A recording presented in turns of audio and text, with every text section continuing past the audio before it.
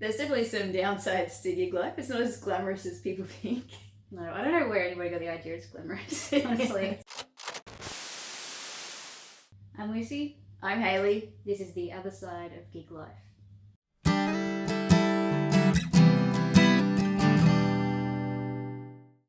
We love being full-time musicians and making a living doing what we love, but there are some frustrating things about it. A venue might have you outside. That can be very problematic. You either end up really sunburned, or it's really windy and you're having to deal with maybe your gear not blowing over, or just like this the whole time, the wind blowing into the microphone, and or it's gonna rain, or the ground is really soggy. Sometimes with the bad weather, they'll say, oh, it's okay, like we've got a cover, and the cover is just enough to cover you, and if there's any wind, the rain is coming in on you. I can see that there's a roof, but there's no sides here. Stuff is still going to get wet. Some venues don't consider the fact that it might rain, and they're just like, oh, here's where you're going to be setting up. Like looking at the clouds. Yeah, like, your gear is just out there in the open. They say, oh, if it starts raining, we'll help you pack up and bring it inside. Like, if it starts raining, it's too late. Yeah, the stuff's you wet. know how long it takes to pack this stuff down. Also, I don't want you touching it. Or if you're outside too and it's winter, you end up with frozen fingers, and it just becomes, I find it difficult. The colder it is, the harder, I think, to perform to your best. When you're freezing to death. Yeah, you can't really wear gloves either. Lips turning blue. Or they'll put you in front of the TV. A giant TV, maybe with the footy playing. Yeah. Or if it's just like Keno. Yeah. But I've had people sit there and like clapping and stuff. Cheering, but not for you. Not for you. Sometimes if it is weather-dependent gig, it can get cancelled. That's right, you can just completely lose the gig altogether. But there are other cancellations that happen for other reasons. You know, maybe the venue can't afford live music anymore. Yeah, they just suddenly make the cut, and then it could be like, your gig was tomorrow, sorry, not happening anymore. You know, and you've booked 16 other gigs with that venue throughout the year, and they're all gone. Originally booked with them, so you said no to other places, and now they're cancelling their live music. Like, oh no, okay. Yeah, and then you've got to scramble to fill in the dates that you just lost. Double booking? Yeah, we've had some double bookings. Actually, one of them was just, I went on social media to just make sure, okay, we're going there the right time, the right place. And they had some other group listed.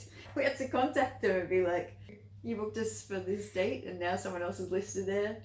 Or they could have had noise complaints, and that's affected the venue's ability to put on entertainment. Yeah, classic. Someone who lives next to a pub complains about the noise at the pub, and then live music is gone. Yeah. That's another thing that can be difficult at gigs, is the people. Yeah, we love people listening to our music and watching and dancing, but it's mostly if people start to have a bit too much to drink and they get a bit too friendly with your gear or with you get a bit too up close and personal, and you've got to politely but firmly get them the hell away. People are just working behind a bar, you know, they're busy doing their thing, so like they usually can't help you. No one's gonna help you. They shout out requests at you that make no sense for the whole set that you've just played. Yeah, like you just like playing some like just pub rock songs, and then they're calling out like some old Roy Orbison.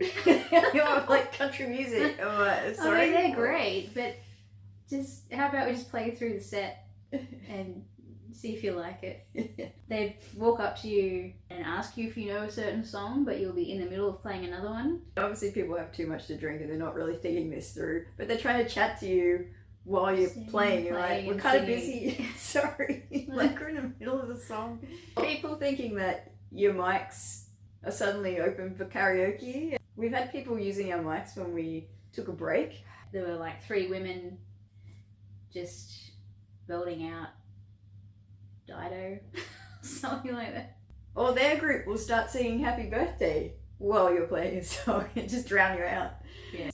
Very off-putting, actually. It is very It's really off-putting. hard to, like, when you got someone else singing a different song. Sometimes you're at a venue where it's family friendly and it's really cute. There'll be lots of kids up and dancing, Yeah. you know, having fun with the music. But sometimes they'll want to come up and like touch It's guitars. a magnet for kids wanting to, like, just, like, grab at all the, like, the chords and things. People are really slow to react to their children approaching and very clearly about to touch Yeah, things. they'll wait till the kid gets this close. Some kid ran up and strummed Haley's guitar before Yeah. parent got there. And it's like, oh, I can't just, like, pick this kid up and move them. It's like thousands of dollars. Because you're like, Sometimes it's the lack of people that's something that we have to deal with. There'll be just nobody there. yeah, or they've put it on kind of at a weird time when you're, like, between the services of lunch and dinner, and there's generally nobody there. You're like, oh, okay, cool. Pretty sure it's not us because we get pretty good feedback. It's just that it's an odd hour we've been put on, or there's some other event going on in town, but you end up playing just to the bar staff. They've always been really nice, Yeah. actually. Sometimes it's going to, like, 11 o'clock midnight, and it's like the place is dead at that point. Yeah, I start to wonder if, do they just want us to leave so they can shut the door, lock up? But those are a few of the things that you've got to deal with it. If you're a muso, if you're a performer, it can be a bit tricky sometimes, but that's not going to stop us.